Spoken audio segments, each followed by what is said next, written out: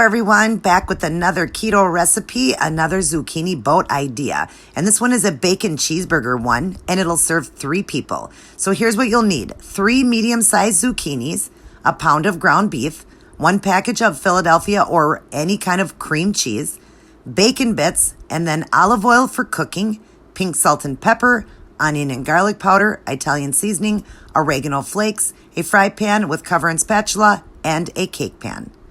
Preheat the oven to 350, and then let's start by washing our zucchinis. Then cut the 2 ends off, and then slice it down the middle.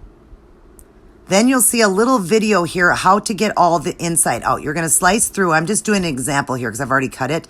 Cut all the way almost to the bottom, but don't cut through it. And then do X's through it, going again all the way to the bottom till you get to the peeling part.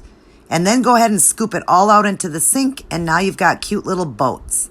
Stick them into your cake pan. I'm using a glass one here. And add over it 2 tablespoons of the cooking olive oil. And add heavily pink salt and pepper. Then pop these into the oven, and we're going to cook these for 15 minutes. While this is cooking, we're going to go ahead and cook up our ground beef on the stove. You're going to break it up into very tiny pieces, almost like taco meat. Keep it on a heat a little higher than medium. Add over heavily pink salt, light pepper, light Italian seasoning, light oregano flakes, and then light garlic and onion powder.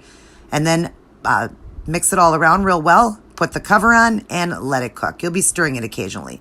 And like I said, really break it up almost like taco meat. Once it's done, strain it and then stick it back on the stove. And you want to add 1 full package of the cream cheese. I'm just using a generic one here I got from Aldi's. And then real bacon bits, you'll need a full cup. And then keep mixing it until the cheese is all melted down. And you would have had this on a heat, again, a little higher than medium. Once it's all mixed, then go ahead and set it aside. Put the cover on it while you're waiting for your zucchinis to get done. Pull your zucchinis out and go ahead and stuff them with your mixture. And once you get that done, then just add over it oregano flakes. And then we're going to put it back into the oven. And we're going to cook this now for 10 more minutes. Once it's done, go ahead and pull them out. Let them cool just slightly for a couple of minutes. And then get ready to serve up. Now, like I said, it does serve 3 people. Right there is 2 servings for my husband and I, and there was a serving left over, so I had that for dinner this evening. Yum, yum. This was so delicious, you guys. Both of them were so good. I can't decide which one I liked better, the Philly steak and cheese or this bacon cheeseburger one. But the carb count on this one for 2 of them was 9 carbs. So I do believe it is a little bit less than the Philly steak and cheese. I can't remember. But anyways, give this a try, you guys, and always keep it keto.